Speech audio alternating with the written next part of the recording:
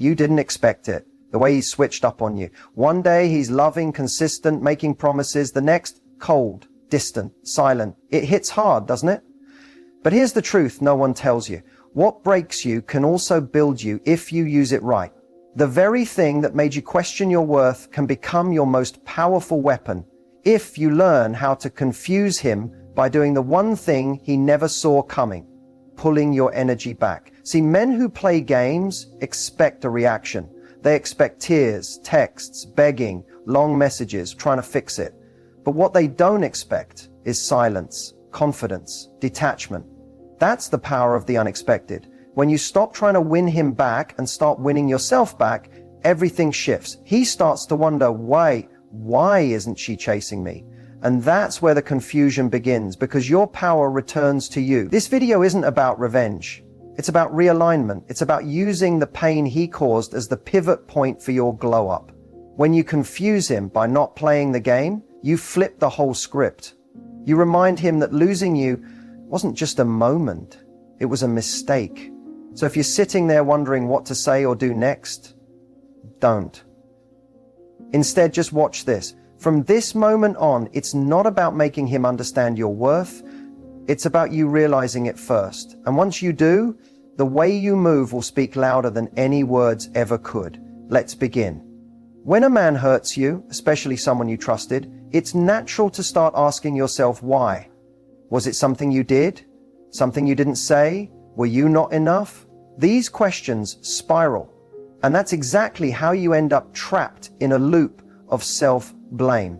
But let's pause for a second and shift the lens. Because most of the time, it's not about you at all. It's about him and what's going on inside his mind. Here's the psychology. Some men don't know how to handle intimacy. Real connection scares them, so they seek closeness until it becomes too real. Then they retreat. This push-pull behavior isn't because you're too much, it's because emotional depth triggers something unresolved in them.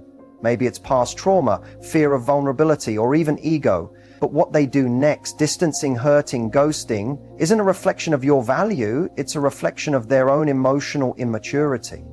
Others hurt you because they feed on control. They like knowing they can get a reaction. Your tears, your confusion, your anxiety, to someone emotionally unavailable or manipulative, that's fuel. Not because they're evil, but because power gives them validation. In their world, love becomes a game of ego. And if they feel small in their own life, making someone else feel smaller gives them temporary power. And then there's the third type, the one who never intended to hurt you but still did. Why? Because he never truly saw you. He projected what he wanted, got caught up in the moment, and when it became inconvenient, he bailed. It wasn't malicious, but it was careless, and carelessness still leaves bruises. Now here's the part that stings a little. We often tolerate being hurt when deep down we're scared of losing the little we've been given. So we settle, we rationalize. We say things like, he's just going through something, or maybe he'll come back around. But listen carefully, he hurts you because he knows you'll stay. That's the hard truth. When a man knows he can disrespect you and still have access to you, the cycle continues. Not because he's always aware of what he's doing, but because he's never been forced to face the consequences of it.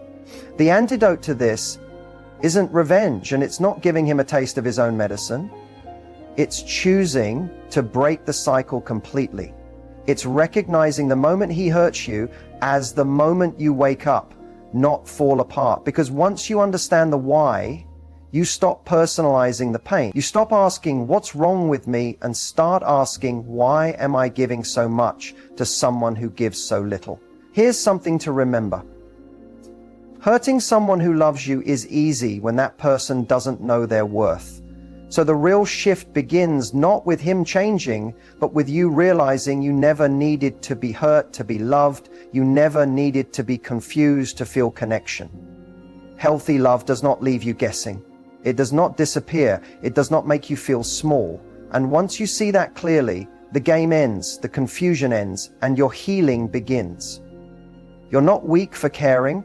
You're not stupid for falling, but you are powerful when you decide that being hurt is no longer acceptable, no matter how much you wanted it to work. And that power, That's the energy that confuses him the most. Let's keep going. You're about to learn how to respond with silence, grace, and strength, the kind that makes him wonder what happened while you're already moving on. There's a moment right after he hurts you where your instincts scream to react, to text him back, to confront him, to explain how much he's hurt you, to make him understand, because it feels like if you just say the right thing, he'll snap out of it. He'll realize your worth. He'll fix it. But here's the hard truth. Reacting gives him power. It shows him you're still emotionally invested, and that gives him the upper hand every time. That's why the most unexpected and powerful move you can make isn't a loud one, it's silence, stillness, zero reaction.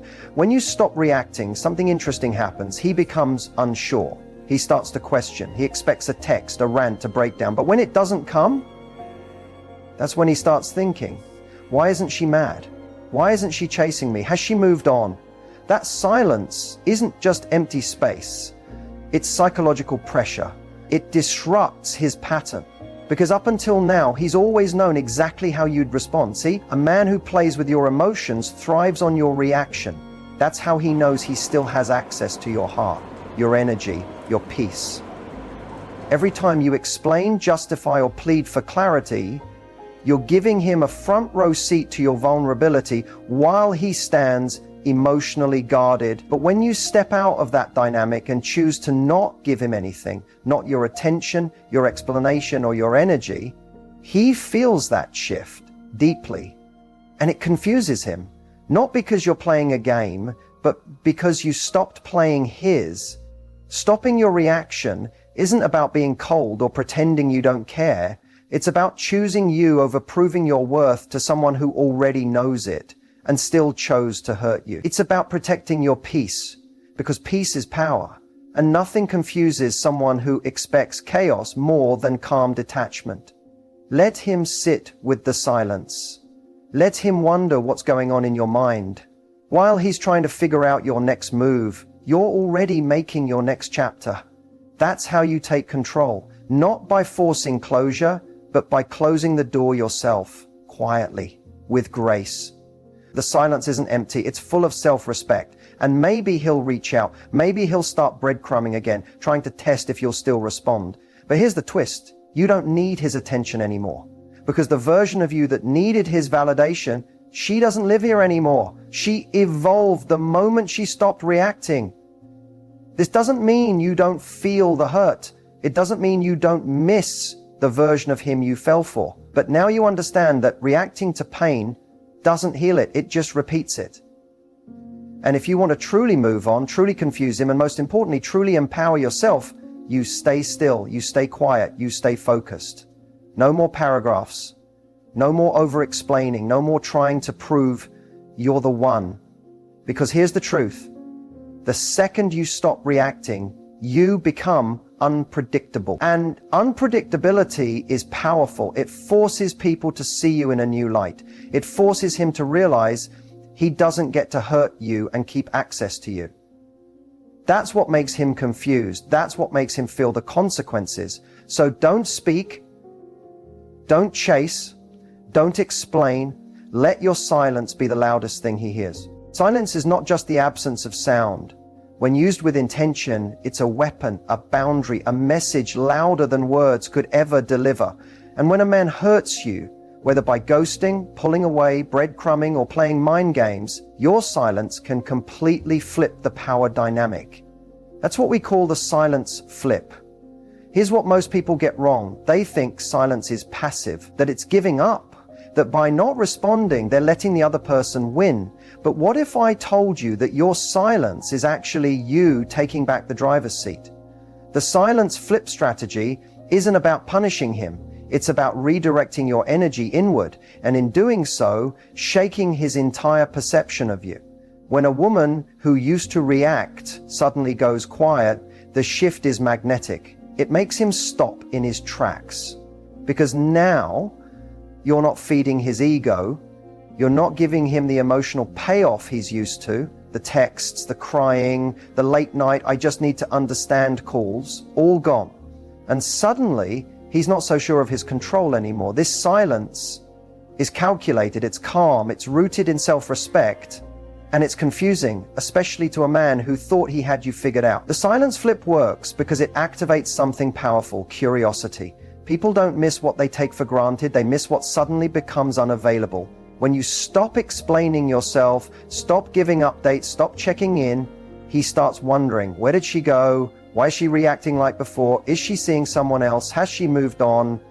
And even if he doesn't reach out right away, he feels the shift. That's the flip. You went from predictable to unpredictable, from emotionally open to emotionally protected, from available to untouchable. He no longer has the emotional access he once had, and that's unsettling because for the first time, he's no longer in control of the narrative. But here's where the real magic of the silence flip comes in. It's not about him at all. It's about you. It's about reclaiming your mental space, healing in peace, and letting your absence speak the truth he chose to ignore when he had you.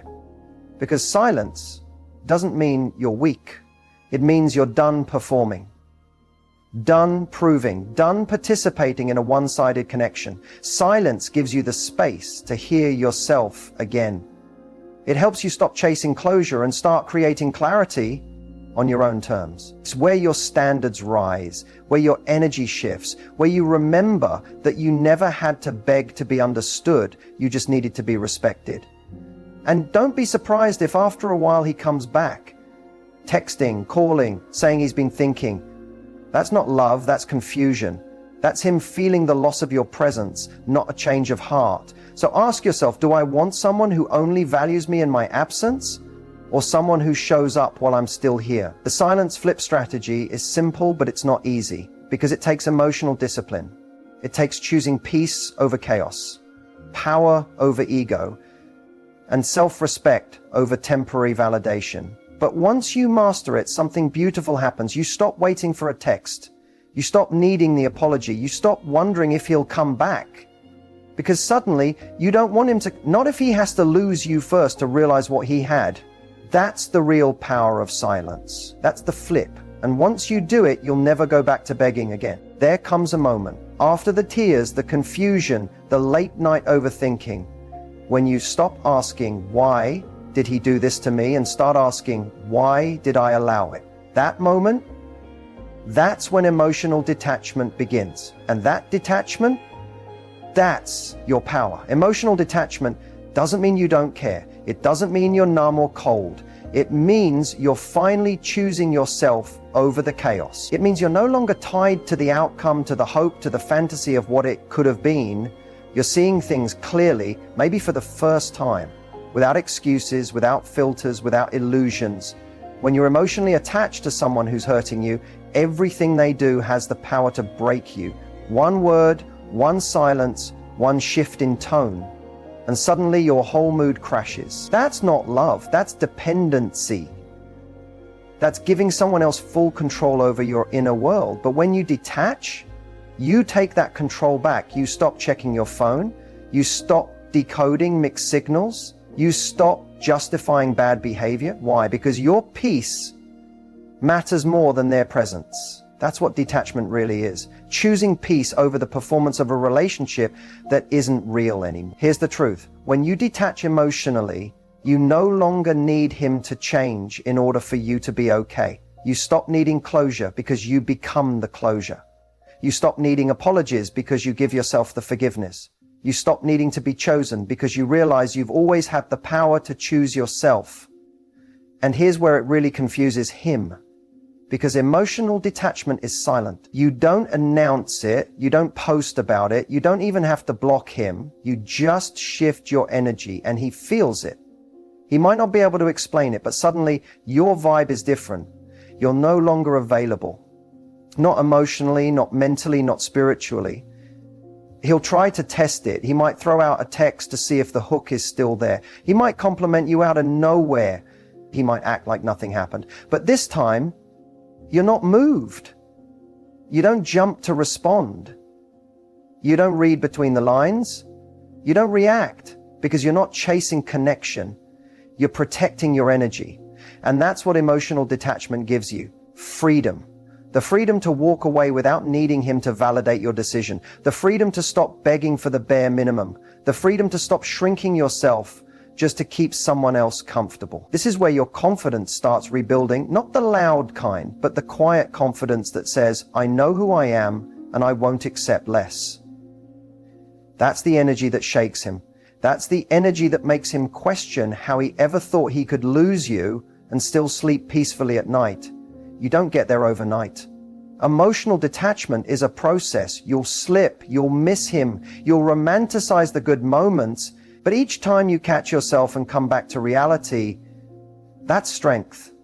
It's healing, that's you rising, and eventually you'll feel it, peace, the kind that doesn't need closure, attention, or a second chance. The kind that comes from knowing you're no longer tied to someone who didn't see your worth the first time. So when he says, you've changed, smile, say nothing, because he's right. You have changed. You're no longer emotionally available for chaos. You're emotionally invested in yourself. And that is the purest form of power. What makes you truly irresistible isn't your looks. It's not how many compliments you get or how many men want your attention. It's not your outfit, your body, or how well you can flirt. Real, magnetic, lasting irresistibility, the kind that makes someone regret losing you, comes from something much deeper, how you carry yourself when you know your worth.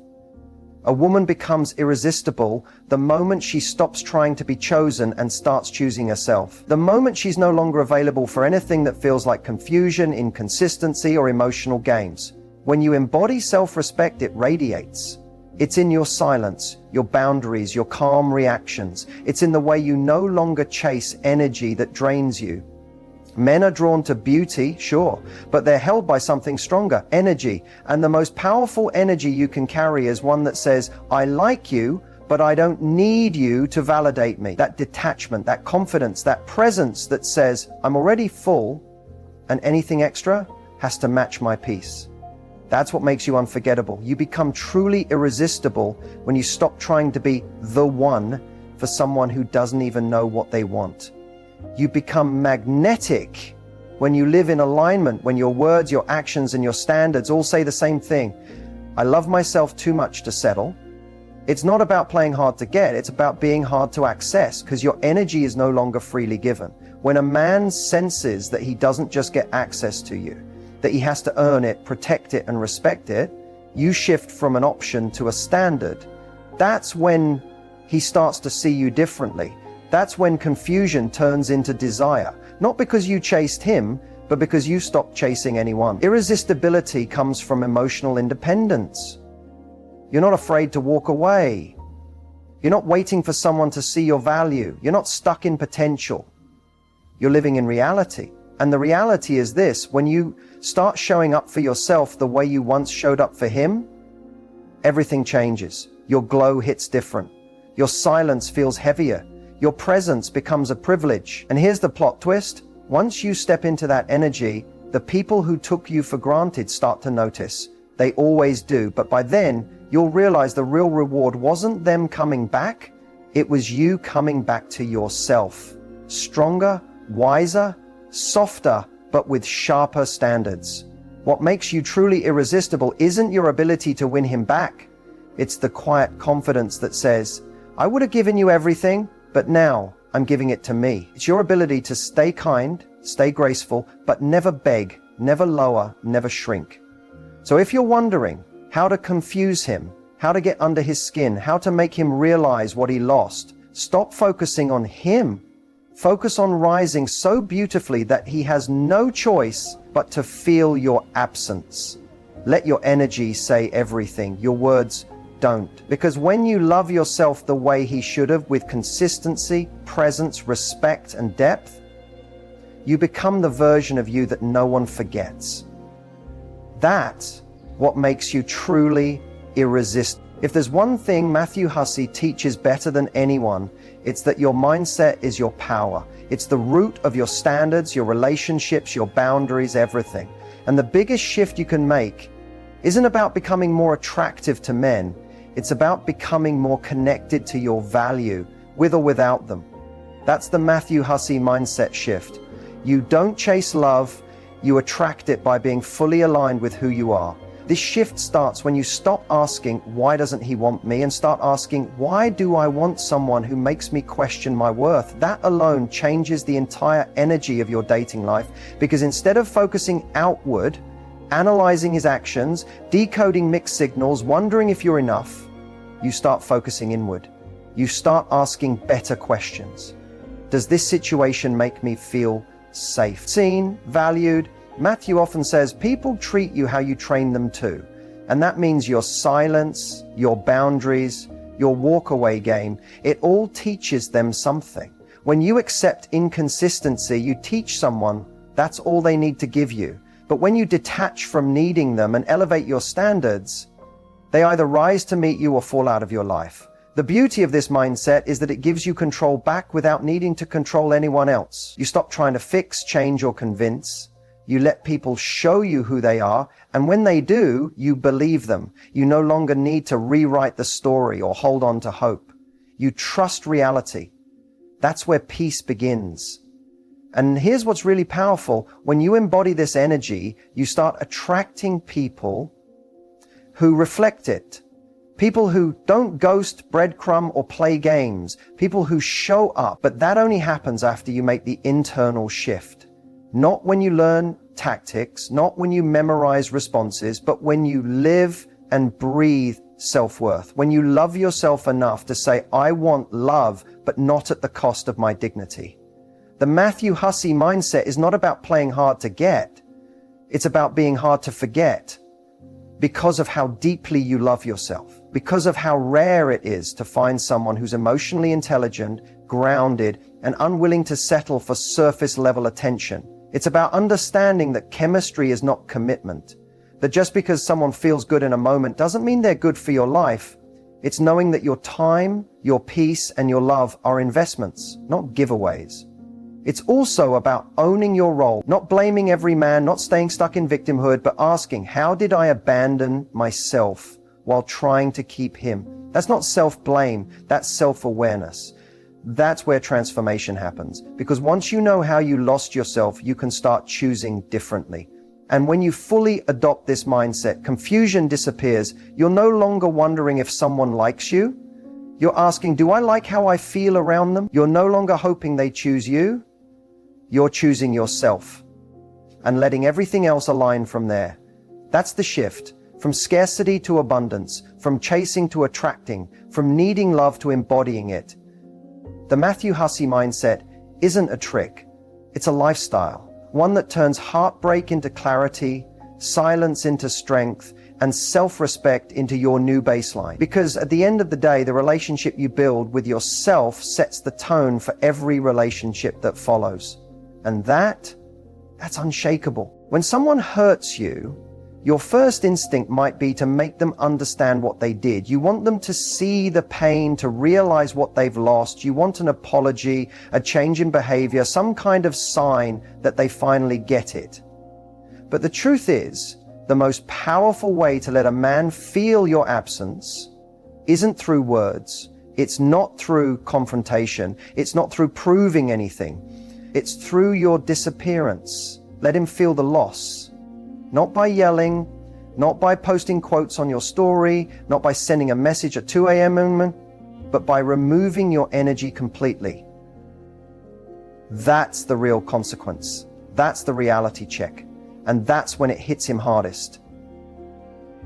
Because most men who play games, breadcrumb, or disappear without explanation, they don't expect you to walk away for good. They expect you to pause, cry, maybe distance yourself for a bit, but eventually come back. They think the door will always be open, even if it's just a crack. So when you close it quietly, without drama, without warning, and without begging, that silence becomes deafening. This isn't about revenge. This is about respect for yourself. You let him feel the loss by letting go completely, not checking his page, not asking mutual friends, not relapsing into old conversations when he decides to reach out with, hey, you good? You don't owe him a reaction. You don't owe him a breakdown. You don't owe him access. What you owe is you, your own healing, your own evolution, and your own peace. And while he's out there thinking you're still in your feelings, still waiting for him to get it together, still attached to the version of him you loved, you're already becoming someone he wouldn't recognize, someone he can't reach anymore, someone who doesn't just glow differently, but lives differently. Letting him feel the loss means you stop explaining your worth and start embodying it. You walk away without the need to be seen, heard, or understood because you understand yourself. And that's what creates the shift. That's what he remembers when he's lying awake at night, realizing your silence isn't temporary, it's permanent. He'll replay your last conversation. He'll revisit your photos. He'll think about how you were the one who showed up, stayed loyal, gave your best, and how he took it all for granted. And while he's finally beginning to feel the loss, you're already in your next chapter. Letting him feel the loss means you stop negotiating your standards. You stop waiting to be chosen. You stop trying to make someone see what was right in front of them. Because here's the truth. When you were in his life, you gave love freely. You gave depth, care, presence. And if that wasn't enough for him, no amount of proving will ever change that. But your absence? That speaks in a language the ego understands. That's the plot twist. Not anger. Not revenge, just detachment. You stop being an option the moment you start treating yourself like the only priority. And when you do that, you don't have to make him regret losing you. He just will. Not because you forced it, but because your absence became louder than any apology he never gave. Let him sit in that space. Let him remember what it felt like to have you and lose you. You don't have to chase closure. You are the closure. You made it to the end of this journey, and that alone speaks volumes. It means you're not here to stay stuck. You're not here to keep repeating the same cycles, chasing the same unfulfilling patterns. You're here because deep down, you know you deserve better. And not just better from someone else, but better from yourself. This is your moment to reclaim every part of you that you gave away too easily. The pieces you handed over while hoping to be loved. The energy you poured into people who didn't know how to receive it. The love you gave so freely, thinking that maybe, just maybe, it would finally be enough. But here's the truth. It was enough. You were enough. They just weren't capable of meeting you where you stood. You are not hard to love. You are just no longer available for anything that makes you feel less than whole. That's your new standard. That's your power. And it starts right now. No more shrinking. No more over-explaining. No more waiting on someone to treat you right. You are not a placeholder. You are not a second choice. You are the blessing, the kind of woman who brings peace, passion, depth, and loyalty. Anyone who can't recognize that doesn't belong in your space. And remember, healing is not about never feeling pain again. It's about learning to protect your peace even when the pain visits. It's about moving through life with softness and strength at the same time. You don't need to harden your heart to heal. You just need to become unavailable for disrespect. Your journey from pain to power is not linear. Some days you'll feel triggered. Some nights you'll miss him. But healing isn't about never missing them. It's about missing them and not going back. That's growth. That's grace. That's you rising. This is not the end of your story. This is the beginning of your new chapter. The one where you're no longer waiting for someone to make you feel chosen. You're choosing yourself again and again until the right person sees you and says, I choose you too, fully and without hesitation. Until then, you don't sit in loneliness. You sit in peace. You build, you grow, you fall in love with your life. You become the version of yourself you once thought you needed someone else to complete. The power was never in getting him back. The power was in getting you back. So if no one has told you this today, you're doing better than you think. You're healing, you're evolving, and you're worthy of a love that doesn't leave you guessing. Keep rising, keep glowing. Keep choosing you. This isn't the end. This is your rebirth, and the best is yet to come.